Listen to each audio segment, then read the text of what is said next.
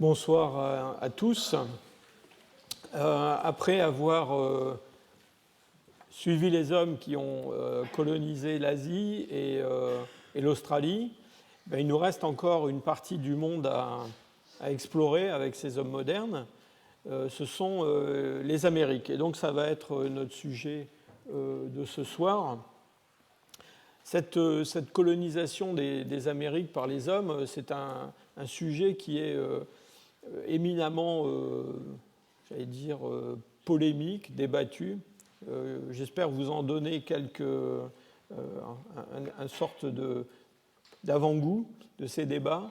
Je poserai peut-être plus de questions que je n'apporterai de réponses. Ce qui est paradoxal, c'est que, alors que l'Amérique du Nord est une des régions du monde où probablement il y a la plus grande concentration de scientifiques et de bons scientifiques, eh bien, on est un petit peu perplexe devant le fait qu'en particulier en Amérique du Nord et singulièrement aux États-Unis, eh bien, tous ces gens très, très, très compétents, dans le fond, n'ont pas vraiment réussi à complètement élucider l'archéologie de leur propre territoire. Ce peuplement de l'Amérique, on a imaginé toutes sortes de processus, toutes sortes de dates, et vous allez voir qu'il est beaucoup question de savoir quand les premiers hommes sont arrivés en Amérique. On a imaginé aussi plusieurs voies de peuplement, et celle qui est, j'allais dire, la plus consensuelle, celle qui est la mieux acceptée par la communauté scientifique, c'est évidemment la voie qui mène de l'extrême-orient asiatique au nord-est vers l'Alaska à travers le détroit de Bering. Cette image vous montre la situation de ce détroit aux alentours du dernier maximum glaciaire, donc au moment du retrait maximum des océans, de la baisse maximum des océans. Et vous voyez qu'à cette époque-là, on a en fait un pont terrestre qui joint l'est de la Sibérie et l'Amérique du Nord, l'Alaska. Et c'est un territoire qu'on a appelé la Béringie, Beringia, évidemment tiré du nom de Bering et du détroit de Bering. Il y a donc environ 21 000 ans, on a des terres qui sont des terres émergées dans cette région-là, une continuité territoriale. On est quand même très très au nord, hein, et au moment du dernier maximum glaciaire, vous voyez ces zones blanches ici sont couvertes par d'épaisses couches de glace, des inland seas. Et on n'est pas très sûr que ces territoires aient été très, très hospitaliers. Dans l'animation qui suit, j'espère. Oups, non. Alors, l'animation ne fonctionne pas. Donc, dans l'animation qui suivait, vous auriez vu la mer s'étendre peu à peu, avec, disons, vers 14 000 ans, des conditions climatiques qui deviennent meilleures avec la fin du dernier maximum glaciaire, et puis la mer qui pénètre peu à peu dans ces régions-là, avec une séparation autour de 10 000 ans de ces deux zones. Ah ben si, là voilà l'animation. Donc voilà, 18 000 ans, 17 000 ans. Donc on a une période là où les conditions sont devenues bien meilleures, une fenêtre de temps, disons, entre 15 000 ans et puis 10 000 ans, où on peut circuler assez facilement dans cette région. Et donc voilà, on est maintenant à la période actuelle. Alors une première question qui se pose avant de parler du peuplement de l'Amérique du Nord, puis de l'Amérique du Sud, c'est l'âge des premiers peuplements dans ces régions-là. Alors on a en Alaska, donc du côté américain de la Béringie, on a des sites archéologiques qui ont été datés autour de 14-15 000 ans en chronologie calibrée. Hein. Je vous ai déjà expliqué cette différence entre la chronologie radiocarbone et la chronologie calibrée. Alors c'est particulièrement important quand on discute de cette période de temps-là, parce que ça fait à peu près 2000 ans de différence. Hein. Et on a donc plusieurs sites archéologiques qui sont assez bien acceptés autour de 14 000 en calibré, avec des indications peut-être de présence humaine plus ancienne.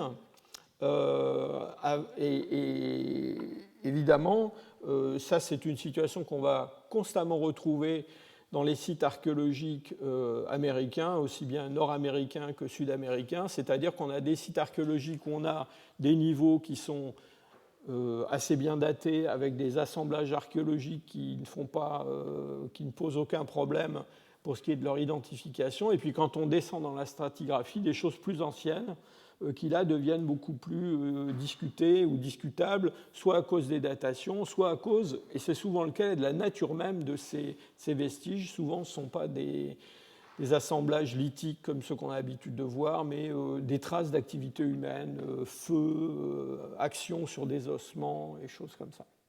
Alors quand même, entre cette date vers 14-15 000 avant le présent et puis les premières présences humaines du côté sibérien, il y a quand même une différence d'âge qui est assez spectaculaire.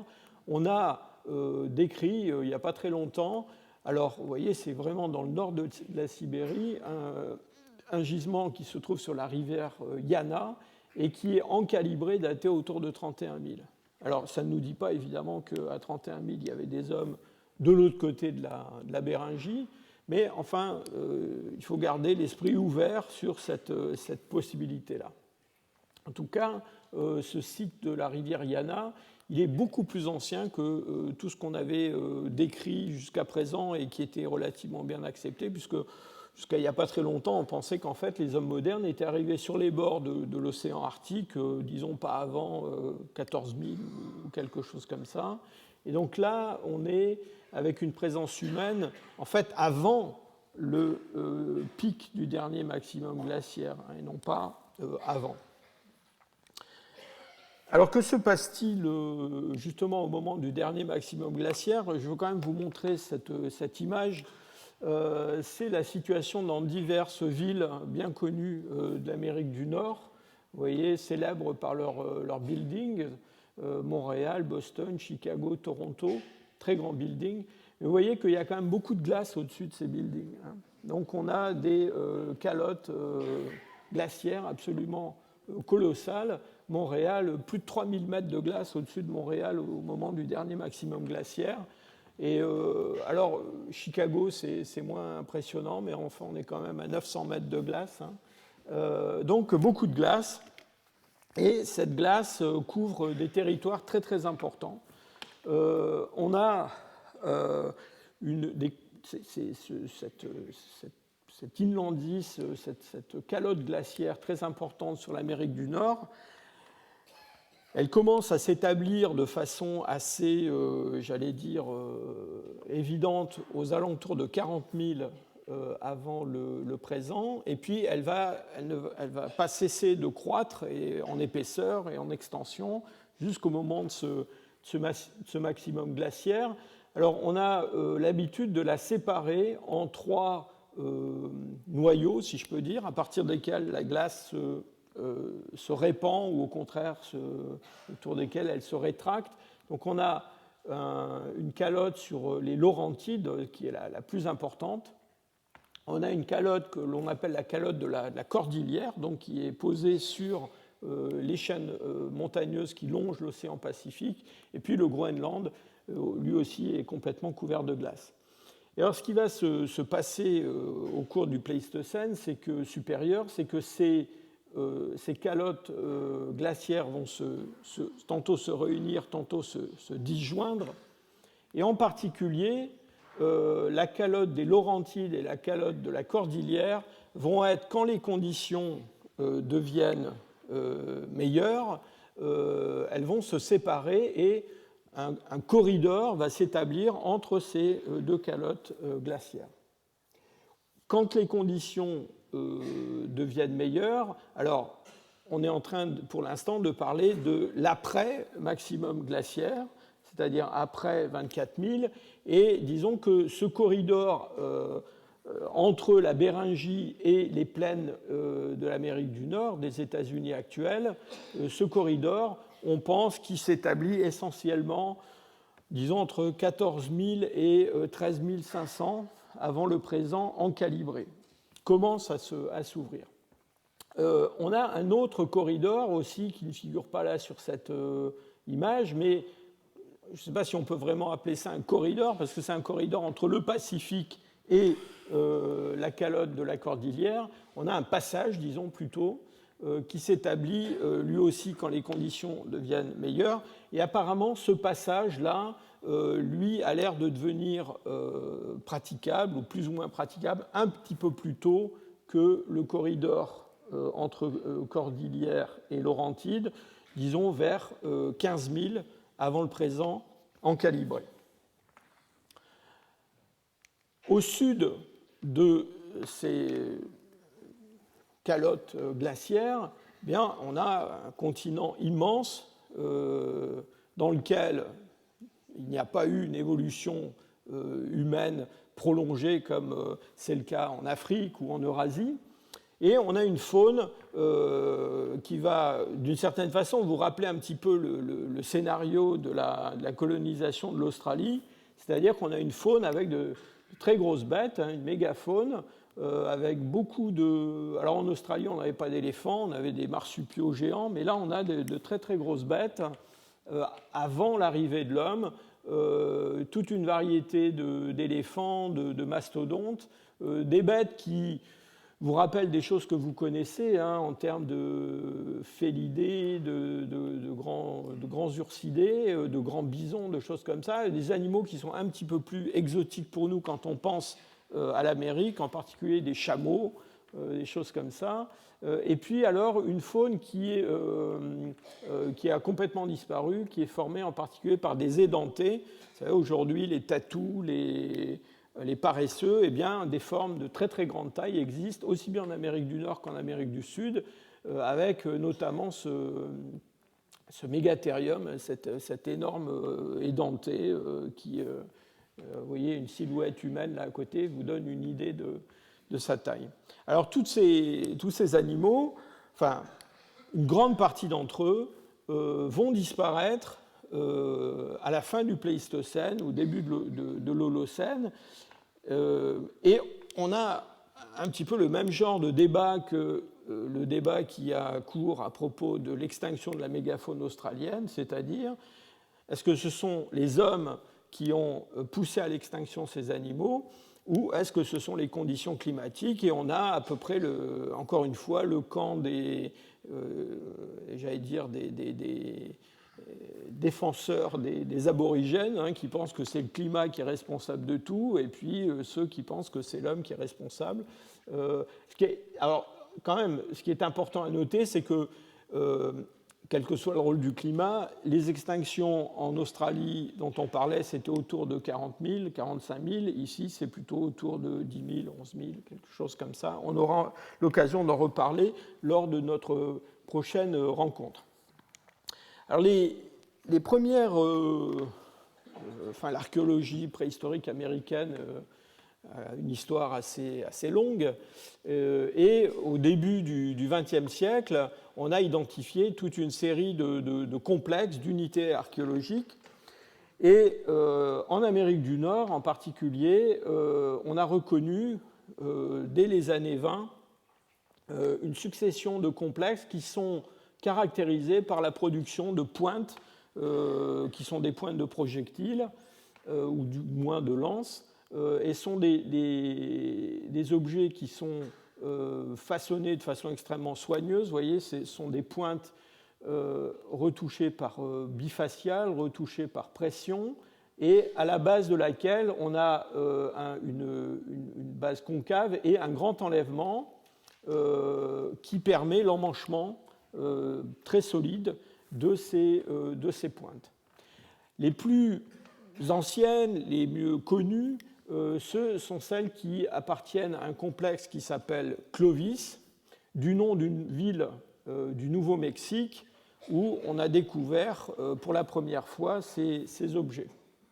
Alors on connaît des gisements du complexe de Clovis un peu partout en Amérique du Nord, surtout dans le centre, dans les grandes plaines, depuis le Montana jusqu'au Nouveau-Mexique, mais on en a aussi beaucoup plus à l'est.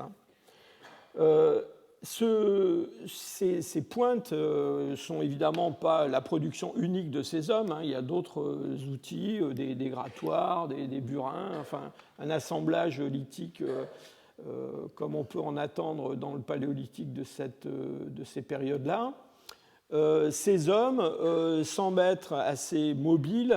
Souvent, ces pointes sont fabriquées dans des matériaux qui ne sont pas des matériaux locaux et ils ont une activité de prédation qui semble assez tournée vers les très grosses bêtes, en particulier les éléphants. Et on a un certain nombre de sites où on a des sites de boucherie de mastodontes, de mammouths, par ces chasseurs du complexe de Clovis. Mais pas uniquement, évidemment. On a aussi d'autres faunes qui sont, d'autres éléments fauniques qui sont chassés par ces hommes. Alors, ce complexe de Clovis, il est relativement bien daté parce qu'on a beaucoup de sites, et puis on a pu faire énormément de datation carbone 14. Et en fait, c'est un complexe, une unité archéologique qui a une durée assez brève en réalité, disons centrée autour de 13 000 avant le présent, encore une fois en calibré.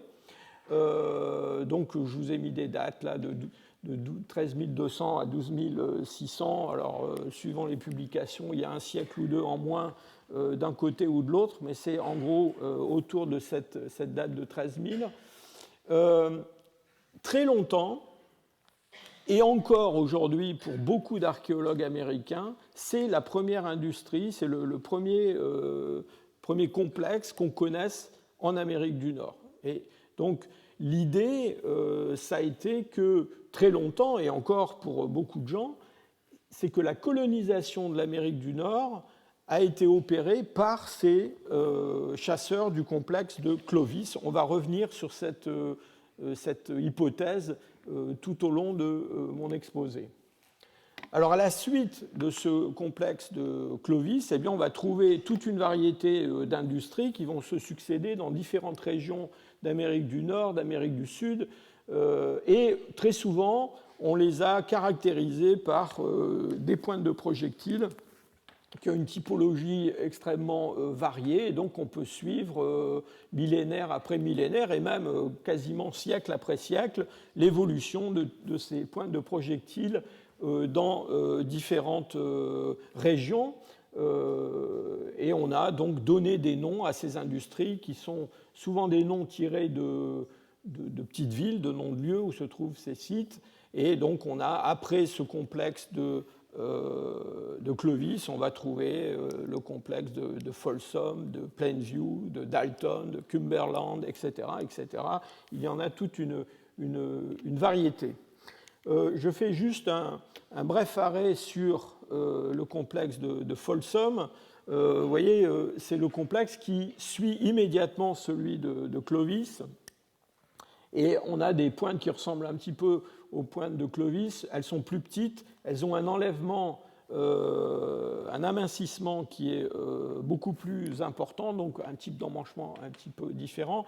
Et ces pointes de Folsom ont eu historiquement un impact très très fort quand on a découvert les premiers sites, parce que ça a vraiment été, j'allais dire, on a pu saisir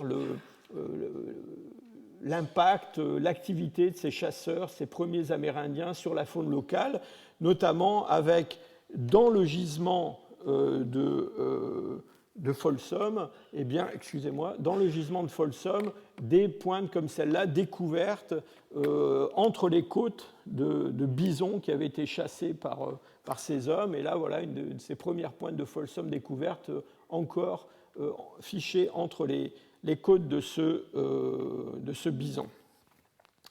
Alors, en gros, l'idée, c'est quoi? L'idée, c'est que dans cette hypothèse de Clovis, je reviens à cette hypothèse de Clovis, c'est qu'on a, donc, en Alaska, dans la Béringie, on a des industries qui sont datées, disons, autour de 14 000 ou plutôt après 14 000 en calibré.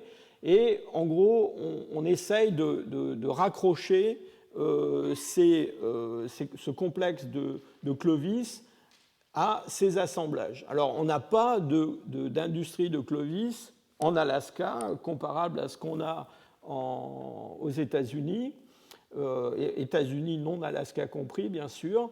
On a deux industries, une que l'on appelle le complexe Nenana, de la vallée de Nenana, et une autre qu'on appelle le complexe Nedali, qui sont autour de ces âges, et dans lequel on a des petites pointes triangulaires comme celle-là, et puis des objets bifaciaux.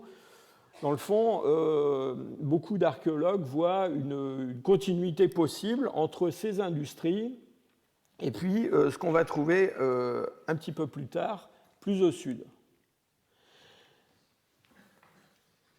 L'hypothèse que l'on a faite, c'est que donc, au moment du début de la déglaciation, eh bien, encore une fois, vers 14 000, 13 500, eh bien, on a une ouverture de ce corridor entre le glacier des Laurentides et celui de la Cordillère, et qu'à ce moment-là, ces populations de chasseurs-cueilleurs qui vivent en Alaska vont passer à travers ce corridor et donner tous ces gisements que l'on a assignés à l'industrie de Clovis. Donc ça, c'est l'orthodoxie. On a un peuplement de l'Amérique du Nord qui commence avec l'industrie de Clovis à partir de l'Alaska en passant par le corridor. Et puis en Amérique du Nord, ces industries vont se diversifier. Je vous ai montré quelques exemples. Et puis il va y avoir très rapidement une colonisation de l'Amérique du Sud par voie terrestre. Et on va avoir aussi toute une variété de complexes archéologiques qui vont se développer en Amérique du Sud. Alors cette vision des choses, ce scénario, il a été constamment remis en cause. Pourquoi? Eh bien parce que très régulièrement, on a découvert, ou on a cru découvrir, des sites qui étaient des sites pré-Clovis, c'est-à-dire qui étaient plus anciens que Clovis. Et donc, évidemment, s'ils étaient plus anciens que Clovis, tout ce scénario tombait à l'eau. Pourquoi? Eh bien parce que si on remonte au-delà de 14 000, eh bien, il n'y a pas de corridor là, et puis il faut retourner très longtemps avant pour trouver une possibilité de passage terrestre entre la Béringie et l'Amérique du Nord. Alors je vous ai dit, on a trouvé ou on a cru trouver. Pourquoi? Eh bien parce que très très souvent, ces sites qui ont été décrits comme des sites pré-Clovis ont été extrêmement critiqués par la suite, soit à cause des datations qui ont été faites dans les sites, soit en raison de la nature même des restes archéologiques qui étaient trouvés.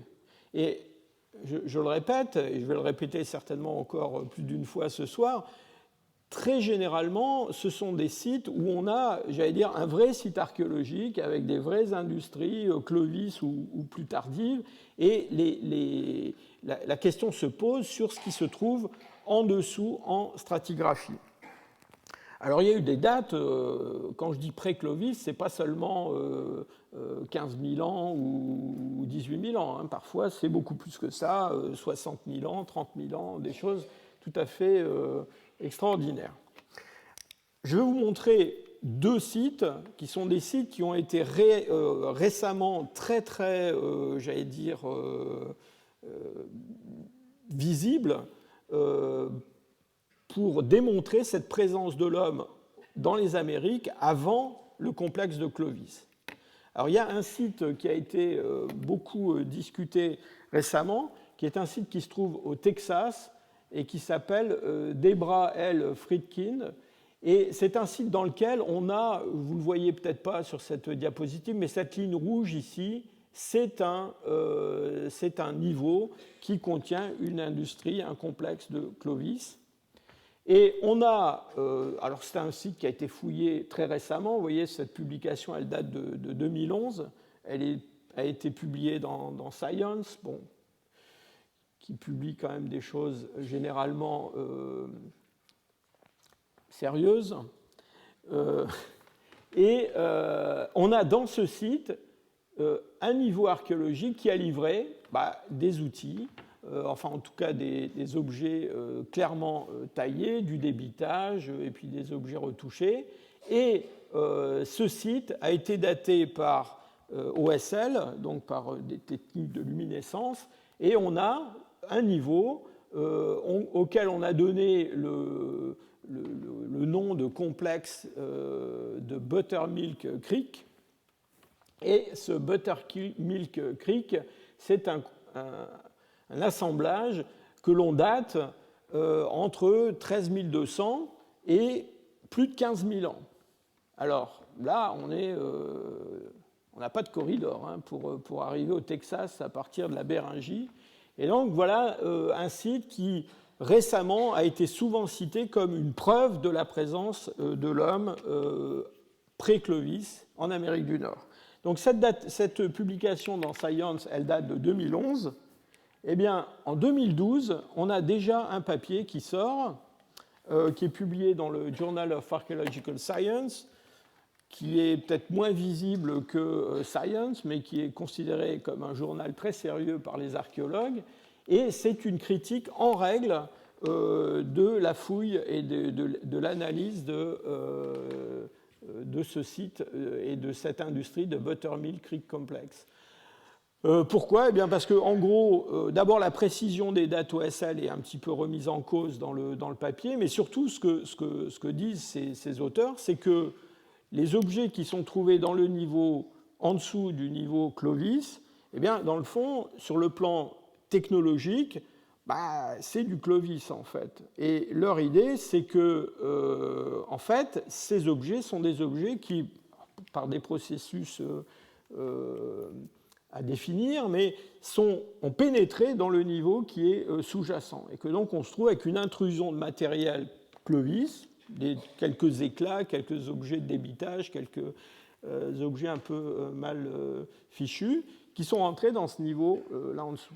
Alors je vous donne cet exemple parce qu'il est absolument typique. On pourrait passer plusieurs heures à faire la revue de nombreux sites nord-américains avec à peu près toujours le même genre d'argumentation, c'est-à-dire un site archéologique admis par tout le monde, et puis en dessous des choses plus anciennes, discutables pour une raison ou pour une autre. Alors on a un autre site, là on passe quasiment à l'autre bout de l'Amérique, qui a aussi été extrêmement discuté et qui est souvent cité comme, j'allais dire, un site, une preuve sérieuse de la présence de l'homme dans les Amériques avant le complexe de Clovis, c'est le site de Monteverde. Alors Monteverde, vous voyez, c'est au Chili, c'est très très bas, c'est très très bas vers le sud. En fait, c'est un complexe de sites, il y en a plusieurs, il y a un Monteverde 1, un Monteverde 2, et puis d'autres sites qui sont autour.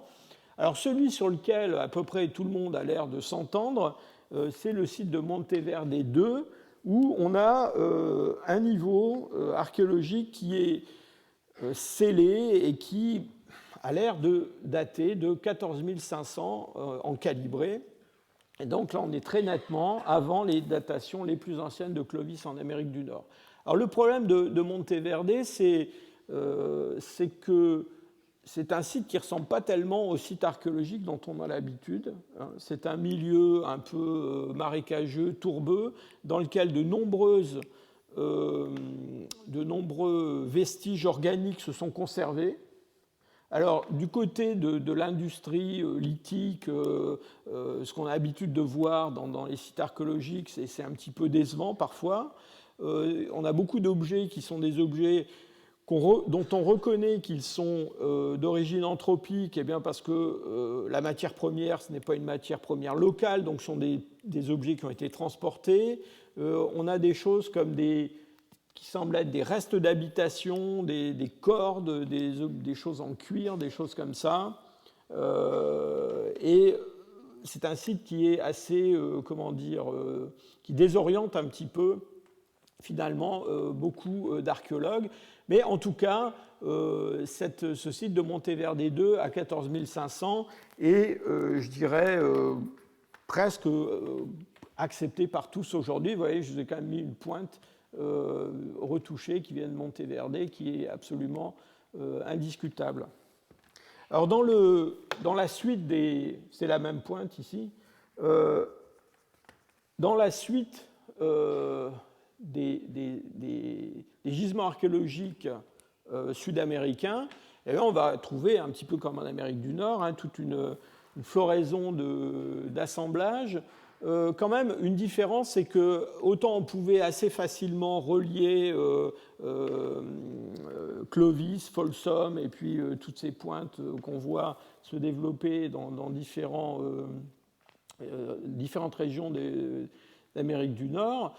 En Amérique du Sud, on a une variété d'industries, d'abord dans lesquelles on ne voit pas une origine ou une continuité avec le complexe de Clovis, c'est quelque chose de complètement différent. Et puis, chaque région a des assemblages. Alors au Brésil, au Chili, au Pérou, on a des choses qui sont très différentes. Et l'impression que ça donne souvent, c'est qu'en fait, on a une dispersion de ces groupes humains, peut-être dans des zones qui sont favorables à l'habitat humain, mais qui peuvent être peut-être déconnectées les unes des autres. En tout cas, on a une impression de dérive assez rapide. D'ailleurs, c'est une impression qu'on va avoir aussi quand on va regarder les restes humains qui sont associés à ce paléolithique sud-américain. Alors, contre l'hypothèse de Clovis, il y a eu récemment un dernier clou, si je peux dire, qui a été planté dans le cercueil, et c'est une étude qui a été menée par des généticiens danois dans les dépôts d'un lac de Colombie-Britannique qui se trouve juste sur le chemin de ce fameux corridor. Et donc ces généticiens, ce qu'ils ont fait, c'est qu'ils ont recherché dans les sédiments, dans les dépôts de ce lac, des traces d'ADN anciens pour reconstituer l'environnement autour de cette période et l'évolution de l'environnement. Et en fait, ce qu'ils ont montré dans leur étude, c'est que, en fait, autour de 13 000 ans, c'est-à-dire au moment où on a le développement de l'industrie de Clovis en Amérique du Nord, eh bien, eux ne trouvent pas du tout d'ADN de quelque chose qui rend l'endroit habitable. Et l'impression, enfin, la reconstitution qu'ils ont faite de l'environnement de ce corridor à ce moment-là, c'est une espèce de désert dans lequel il n'y a pas grand-chose à manger. Et donc, on voit mal des chasseurs-cueilleurs se promener dans ce genre de paysage. En fait, c'est seulement à partir de 12 600, 12 500 qu'on voit apparaître dans ces dépôts de l'ADN de bisons, parce qu'il y a des bisons qui laissent des excréments dans le paysage, et puis pas seulement des bisons, mais d'autres animaux et d'autres plantes surtout. Et donc, en gros, leur conclusion, ça a été de dire on ne peut pas expliquer, même si on en reste à l'hypothèse Clovis, c'est-à-dire si on considère que Clovis c'est le plus ancien complexe en Amérique du Nord, et bien même donc en étant dans cette orthodoxie, eh bien ce n'est pas par ce corridor que les hommes ont pu arriver depuis la Béringie jusque dans les États-Unis actuels. Et en fait, on en revient à cette idée que c'est plutôt la zone côtière qui a pu servir de passage pour les hommes, en tout cas si on veut faire venir les ancêtres des artisans de l'industrie de Clovis depuis la Béringie. Et donc ce ce passage le long du Pacifique, c'est un passage qui, lui, est praticable, disons, presque déjà vers 15 000 ans. Et donc, il paraît beaucoup plus raisonnable d'envisager, Clovis ou pas Clovis, un passage des hommes le long de cette zone côtière, plutôt que de vouloir absolument les faire passer par ce corridor désertique et glacé il y a 13 000 ans. Soit étant passant, si on retient la date de 14 700, 15 000 pour ce passage côtier, eh bien, vous voyez qu'il y a un petit peu de marge pour des industries pré-Clovis. Alors, elles ne sont pas terriblement pré-Clovis, mais elles sont quand même un peu pré-Clovis. Il y a d'autres arguments qui prêchent en faveur de cette dispersion côtière initiale, précoce. D'abord, je vous rappelle que Monteverde, c'est au Chili, c'est sur la côte pacifique, enfin sur la façade ouest en tout cas de l'Amérique du Sud, et que si on veut aller à Monteverde pour y être à 14 500 ou quelque chose comme ça, eh bien, il faut descendre très très vite. Et effectivement, cette voie côtière paraît être la voie la plus raisonnable pour expliquer cette présence humaine aussi bas vers le sud. Alors, on a d'autres arguments qui sont apparus récemment, notamment dans les îles qui se trouve en face de Santa Barbara en Californie. Eh bien, il y a une île qui est l'île de Santa Rosa dans laquelle on avait découvert, il y a déjà assez longtemps, des restes humains. Et ces restes humains, on a pu les dater directement par le radiocarbone et on a un âge autour de 13 000 ans, donc qui tombe, j'allais dire, pile dans l'âge de nos industries de Clovis. Et en fait, ce que nous disent la présence de ces restes humains à 13 000 dans l'île de Santa Rosa, eh bien, c'est qu'il y a 13 000 ans, ces gens-là, ils ont des bateaux. Parce que pour aller de Californie, enfin du continent à Santa Rosa, il y a 13 000 ans, il faut y aller en bateau. On ne peut pas y aller autrement. Et donc, on a des populations qui pratiquent une navigation et qui, donc, potentiellement, ont la capacité de se disperser le long de la côte.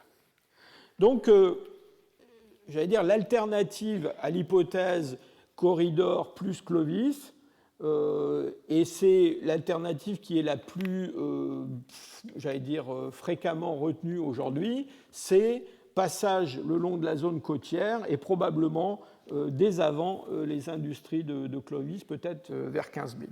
Alors, les archéologues sont des gens créatifs et pleins d'imagination, et on ne s'est pas restreint à ce passage côtier. Donc on a envisagé d'autres possibilités pour le peuplement des Amériques. Donc voilà le corridor, je vous en ai parlé. Alors le passage côtier, une des questions, c'est de savoir si les populations qui l'ont emprunté sont des populations qui viennent bien de la Béringie. Vous allez voir qu'il y a des gens qui ont proposé une source beaucoup plus lointaine, hein, en Asie, voire beaucoup plus loin que ça. On a aussi envisagé, alors ça c'est assez extraordinaire, on a aussi envisagé un peuplement de l'Amérique à partir de l'Europe. Hein. Je vais vous dire un mot de ça. Et puis on a même envisagé des navigations transpacifiques pour faire arriver les hommes en Amérique du Sud. Alors, on ne sait pas trop à quelle époque, mais vous allez voir que là aussi, il y a eu des arguments qui ont été développés dans ce sens-là. Alors, je vais commencer par l'Europe. Alors, pourquoi est-ce qu'on s'est intéressé à la... Excusez-moi. Pourquoi est-ce qu'on s'est intéressé à l'Europe ? Eh bien, parce que certains ont cru reconnaître dans ces pointes bifaciales qu'on trouve dans les industries de Clovis, de Folsom, etc., ou avant, dans le fond, une réminiscence de ces belles feuilles de laurier, de saule, etc., que l'on trouve dans le solutréen de la France et du nord de l'Espagne.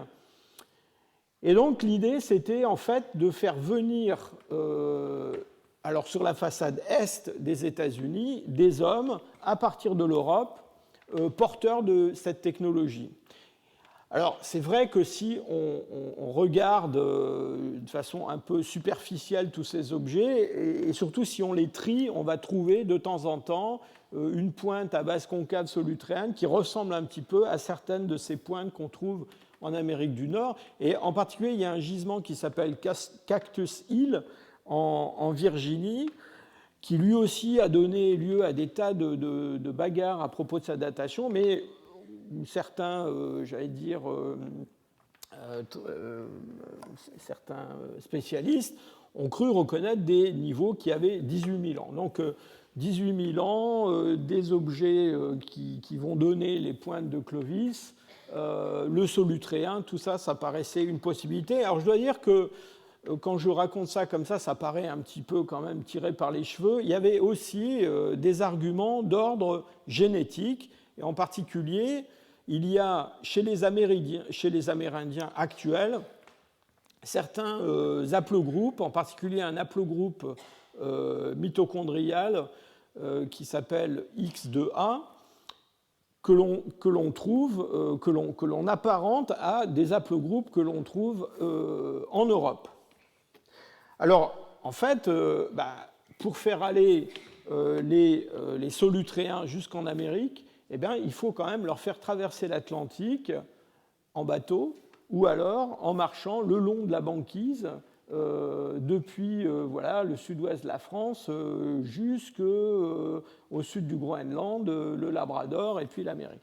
Bon, ce n'est pas une idée qui a quand même qui a déclenché l'enthousiasme général. C'est quand même souvent cité comme quelque chose d'un petit peu folklorique. Alors, on a aussi des discussions sur des sites qui pourraient donner des âges beaucoup plus anciens que Monteverde 2 ou ce site texan dont je vous ai parlé tout à l'heure. Alors là, on parle d'industries pré-Clovis, mais qui sont des industries pré-Clovis pas à 15 000, mais qui sont des industries pré-Clovis à 18 000, 20 000, 30 000, etc. Alors déjà, à Monteverde, eh bien, on a d'autres sites dans la région de Monteverde 2. On a un Monteverde 1 et un autre site qui s'appelle Chinchilluapu Creek 1, dans lequel on a récemment publié des objets qui viennent d'un niveau archéologique qui serait daté à 18 500. Enfin, j'ai quand même voulu vous montrer ces objets parce que, encore une fois, ce sont des choses qui ne sont pas très spectaculaires, c'est le moins qu'on puisse dire. Souvent, ces objets déclenchent un certain scepticisme.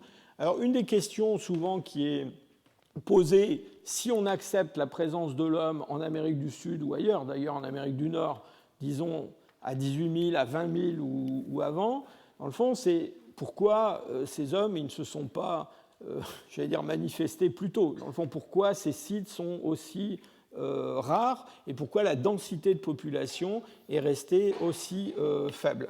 Alors on a le même genre de débat à propos d'un site qui est un site brésilien, alors qui a aussi été très commenté dans les médias.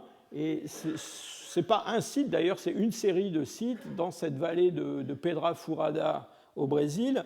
Alors ces sites de Pedra Furada sont des sites archéologiques avec des niveaux, disons, datés entre 11 000 et 6 000 que personne ne discute, où il y a des restes archéologiques indiscutables et d'ailleurs un art rupestre tout à fait spectaculaire dans ces régions-là. Alors là où tout le monde n'est pas d'accord, c'est sur les niveaux qui sont les niveaux les plus anciens de ce site de Pedra Furada. Alors, d'abord, je vous ai mis cette photo pour que vous ayez une idée un petit peu du genre de dépôt dans lequel on trouve ces industries. Vous voyez que ce sont quand même des dépôts où il y a beaucoup de galets. Et donc, fouillant dans ces galets, eh bien, on trouve de temps en temps des galets qui ont l'air travaillés, qui ont l'air taillés.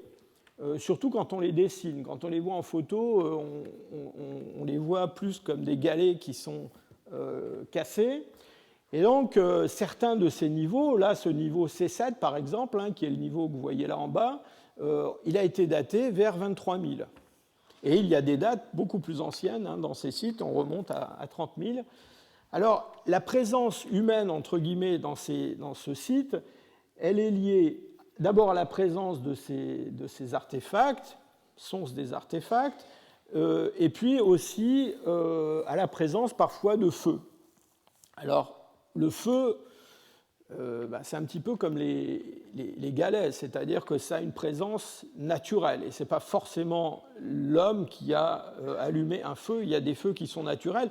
Et donc, en gros, les détracteurs de ce site, en fait, disent que ces objets sont des géofracts, c'est-à-dire ce sont des pierres qui sont naturellement cassées, et que si on trie un certain nombre de centaines de galets, on va bien finir par en trouver quelques-uns qui ont l'air taillés, et puis que la présence de feu, ma foi, il y a des feux naturels. Alors récemment, quand je dis récemment, c'était il y a quelques semaines seulement, il y a une nouvelle, si je peux dire, un nouveau argument qui a été amené à ce débat. Il y a des chercheurs qui ont publié un article dans Nature montrant au Brésil, donc en Amérique du Sud, ces petits singes qui sont des singes capucins, dont on sait déjà depuis longtemps qu'ils sont capables d'utiliser des pierres pour casser de la nourriture. Et là, ces gens-là ont observé ces singes capucins, non pas en train d'utiliser un galet pour extraire de la nourriture d'une noix, mais ils utilisent un galet pour casser un autre galet. Alors, ils ne cassent pas des galets pour fabriquer des outils, ils cassent des galets parce qu'apparemment, ils ont l'air d'apprécier particulièrement cette poudre siliceuse que cela produit, et donc ils lèchent ces galets après les avoir cassés. Alors, le problème de cette histoire, c'est que si on va se promener au pied de la falaise que je vous ai montrée, on trouve des galets cassés, et qui sont cassés intentionnellement. Ils sont cassés intentionnellement par un singe capucin, mais ils sont cassés intentionnellement. Et en particulier ici, vous avez un objet qui est tout à fait spectaculaire, qui est un bloc de quartzite, sur lequel vous avez ce qu'il faut appeler un plan de frappe, avec des éclats qui ont été débités, alors accidentellement, accidentellement, c'est quand même l'idée du singe capucin, c'est quand même de casser le caillou. Et donc, voilà, donc, cette publication, quand même, met en perspective, en tout cas dans une perspective un petit peu différente, ces industries brésiliennes de galets trouvées dans des endroits où, justement, au-dessus des gisements, on a des falaises qui contiennent des sédiments, qui contiennent des galets comme celui-là. Donc, ce que je vous dis là, c'est quelque chose qui a été déjà évoqué. On peut imaginer soit que certains de ces objets tombent et se brisent. Alors maintenant, on a l'hypothèse singe capucin qui se rajoute à celle-là. Alors, quelques mots à propos des restes humains. Alors, les restes humains, on en a un certain nombre qui viennent d'Amérique du Sud et d'Amérique du Nord, et on en a un certain nombre qui sont datés donc de ces sites archéologiques anciens. Soit dit en passant, on n'en a pas qui sont datés à 30 000 ans pour l'instant. Mais donc, disons, tout ce qu'on a, c'est plutôt après 12 000. Alors, ces restes humains, je ne vais pas vous accabler avec des photos de crânes, mais ils ont été l'objet de nombreuses discussions. Pourquoi ? Parce que morphologiquement, ces restes, dans le fond, parfois, pas toujours, mais parfois présentent des caractères morphologiques qui les distinguent des Amérindiens récents, tant d'Amérique du Sud que d'Amérique du Nord. Et en particulier, cette Luzia plutôt, du Brésil, on lui a trouvé des caractères qui étaient des caractères qui évoquaient plutôt soit l'Afrique, soit l'Australie même, ou le sud-est asiatique. Et donc, un certain nombre d'anthropologues ont construit l'idée suivant laquelle il y avait peut-être plusieurs sources de peuplement dans les Amériques et qu'à la source acceptée par tous, qui est la source sibérienne, eh bien, il fallait ajouter une autre source pour expliquer la présence de ces caractères. Alors, cette interprétation, elle est là aussi très discutée. Il y a des gens qui pensent qu'en fait, c'est plutôt la dérive génique. Vous vous souvenez, je vous ai parlé un peu de dérive à propos des industries, mais c'est plutôt l'isolement de certaines de ces populations, leur petit nombre, qui a fait que, un peu au hasard, elles ont fixé parfois des caractères un petit peu bizarres. Alors, quand même, on a récemment un papier qui a été publié, alors un papier de génétique, et qui a alors essayé de montrer qu'on avait au Brésil une certaine proximité génétique chez des populations amérindiennes avec des populations effectivement d'Australie et du sud-est asiatique. Tant qu'on est au Brésil et que je vous montre des crânes, je ne peux pas résister à l'envie de vous montrer celui-là. C'est un crâne qui est plus récent. Hein. Il vient d'un gisement qui s'appelle Lapa do Santo. C'est un gisement que je connais bien parce que c'est un de nos étudiants en thèse qui travaille et on a fait des datations, enfin mon département a fait des datations dans ce site. C'est un site qui remonte à presque 13 000 ans. Hein. Je crois que les plus anciennes occupations sont à 12 700 ou quelque chose comme ça. Ce qui est remarquable dans ce site, c'est qu'on a des sépultures. Et alors surtout, on a des sépultures où il y a des interventions humaines tout à fait extravagantes. Et cette photo que je vous montre là, eh bien, c'est la photo de la première décapitation qu'on connaisse en Amérique du Sud, même en Amérique tout court. Et c'est une découverte tout à fait extraordinaire parce que c'est une tête humaine qui a été enterrée avec des vertèbres cervicales, donc elle a été coupée à la base du cou avec des traces de découpe sur les os, et elle est associée à deux mains qui sont aussi des mains coupées, qui ont été enterrées avec elle, tête bêche si je peux dire, tout ça dans une fosse. C'est assez remarquable. Les Sud-Américains n'en sont pas restés là en matière de décapitation. Ils ont continué assez longtemps dans cette veine, mais celle-là est la plus ancienne et la plus remarquable. Je vais vous montrer aussi un autre crâne qui a fait couler beaucoup d'encre. C'est pas seulement un crâne, c'est un squelette en fait, hein, qui vient alors lui d'Amérique du Nord, de l'État de Washington, un endroit qui s'appelle Kennewick. Et il date aussi aux alentours de 9000 ans. Je vous le montre parce que il y a eu à propos de l'homme de Kennewick à peu près le même genre de débat qu'à propos de Lucia. Alors, on a d'abord étudié ce crâne de façon, j'allais dire, classique, hein, avec les méthodes de l'anthropologie physique, de la craniométrie. Et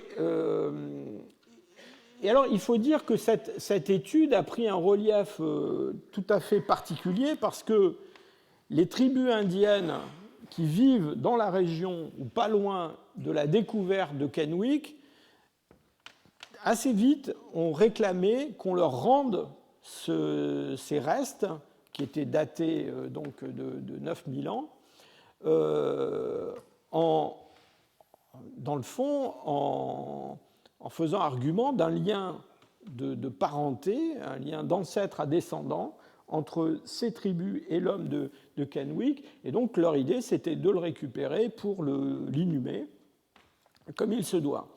Et donc l'analyse de l'homme de Kennewick a été, j'allais dire, placée sous haute tension, parce qu'un des enjeux a été de savoir si en fait cet homme de Kennewick avait la moindre relation avec ces populations amérindiennes. Et les premiers anthropologues qui ont étudié ce spécimen, eh bien, en fait, sont arrivés à la conclusion qu'il n'avait pas grand-chose d'amérindien. Alors je vous passe tous les détails. On a même évoqué une proximité avec les Européens actuels. On revient à nos histoires de Solutréens.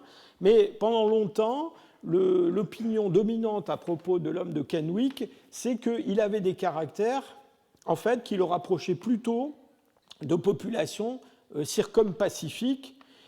Et vous vous souvenez, je vous ai dit que cette route côtière, on pouvait la brancher, la faire partir de la Béringie, mais on pouvait aussi la faire partir de beaucoup plus bas, de beaucoup plus à l'ouest. Et donc l'idée, c'était plutôt du côté des Aïnous, des gens comme ça, qu'il fallait aller chercher l'origine de cet homme de Kennewick.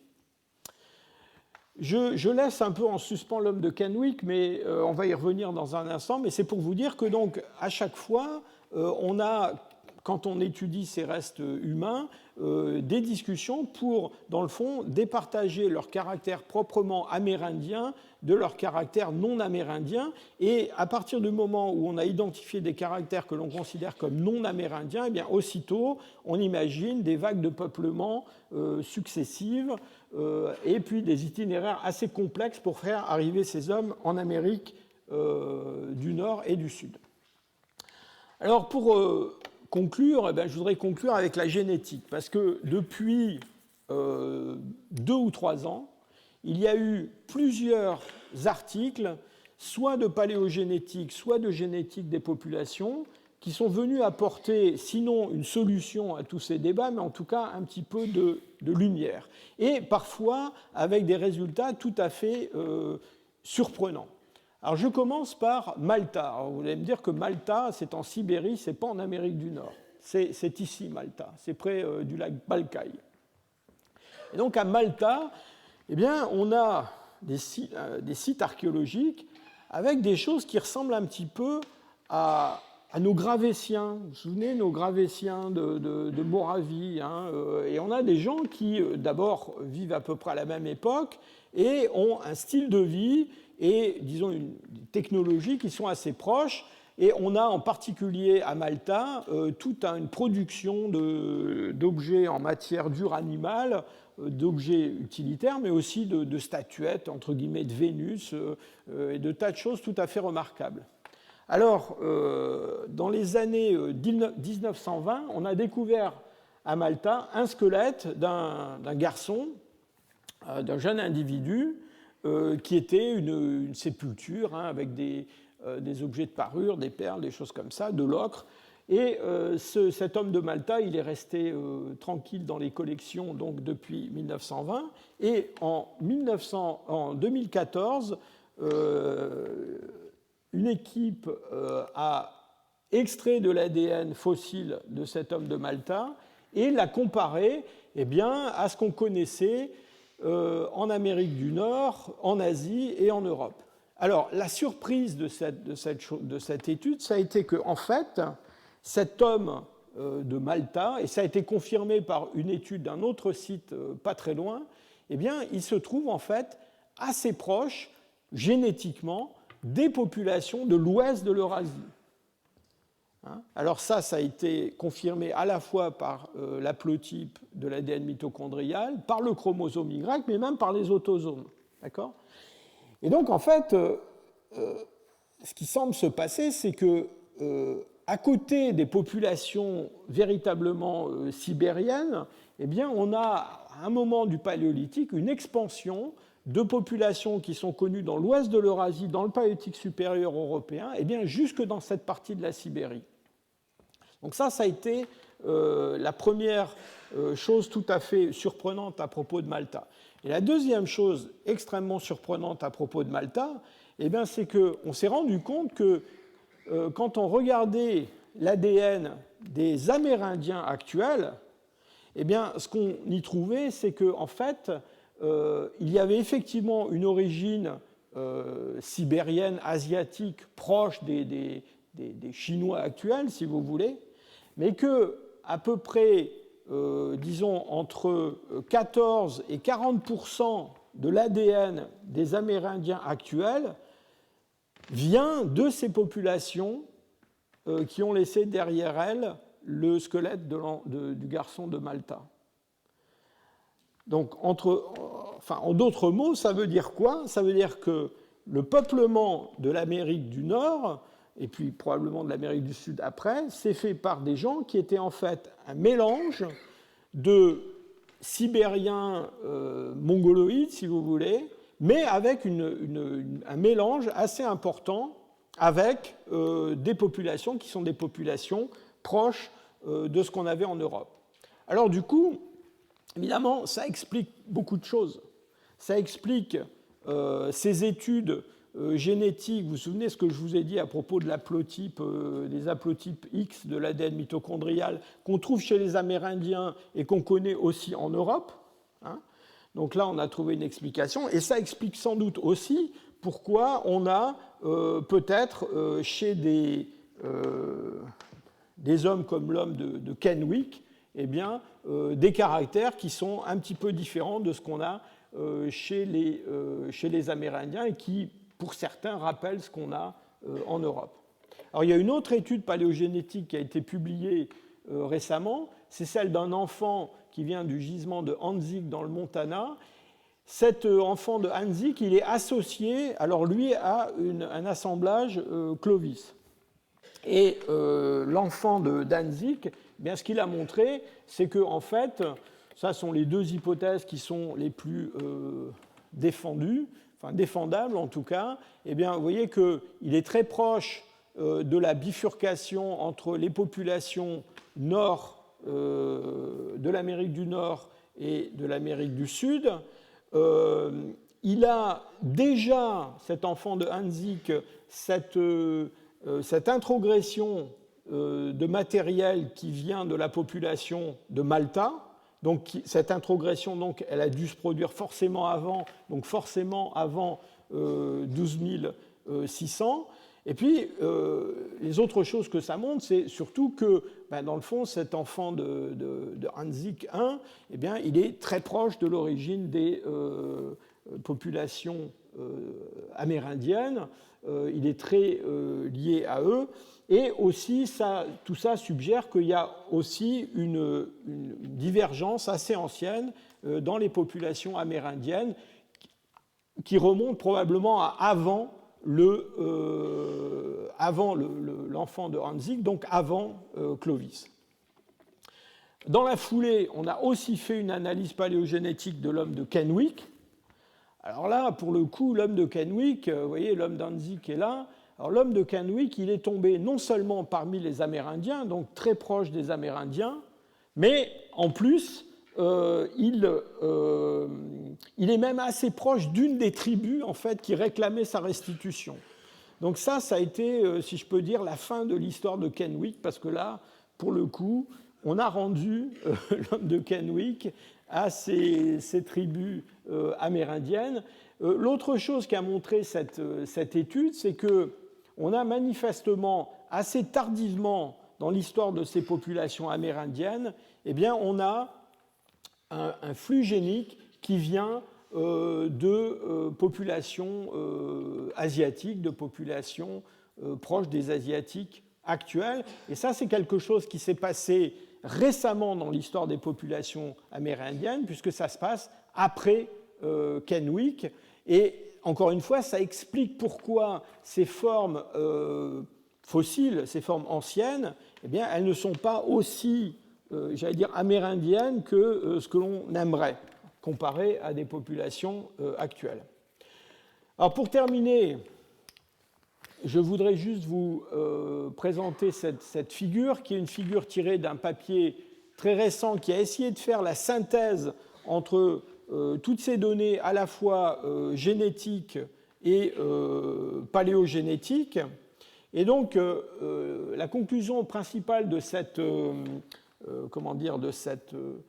synthèse, c'est qu'on a un peuplement amérindien actuel qui est essentiellement le résultat d'une vague principale de peuplement.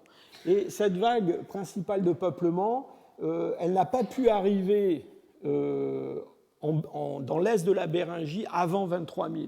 Hein. Pourquoi ? Parce que c'est la date de divergence avec les populations sibériennes qui sont restées sur place. elles sont peut-être restées là quelques milliers d'années. Alors, encore une fois, 23 000, c'est un maximum, hein. Donc ça peut être 18 000. Hein. C'est tout à fait possible. Ensuite, on a, à l'intérieur des Amériques, on a en fait deux grandes branches, deux grandes populations qui se sont diversifiées, qui se sont séparées. Une qui est connue à la fois dans le nord et dans le sud des Amériques, et une qui n'est connue que dans l'Amérique du Nord. Et puis à cela s'ajoutent des flux géniques qui sont des flux géniques plus récents. Et ces flux géniques plus récents, il y en a un qui vient d'Asie, de Sibérie, qui est peut-être lié d'ailleurs à l'expansion des populations à l'origine des Inuits, hein, donc quelque chose qui s'est passé dans les quelques derniers millénaires. Mais on trouve, et ça nous ramène à Ludzia et à toutes ces discussions pour savoir pourquoi parfois on a des caractères qui rappellent le sud-est asiatique ou même l'Australie, on a apparemment aussi un petit flux génique qui vient de beaucoup plus au sud en Asie. Alors on ne sait pas très bien quand et comment, peut-être par la voie côtière, et qui a influencé le génome des Amérindiens actuels. Donc voilà, cette conclusion, c'est une conclusion provisoire. Donc un peuplement pré-Clovis, mais probablement pas aussi ancien que l'aimeraient certains. Un peuplement qui se fait essentiellement à partir de la Sibérie, mais avec un mélange au départ avec une population qui est une population en fait proche des Européens. Donc c'est assez fascinant de penser à ça, hein. C'est-à-dire que les Amérindiens ont quelque chose en commun, génétiquement en tout cas, avec les Européens. Et puis alors des flux géniques faibles mais présents, qui sont plus tardifs et qui viennent du monde asiatique et peut-être de beaucoup plus au sud. Voilà, je vous remercie pour votre attention.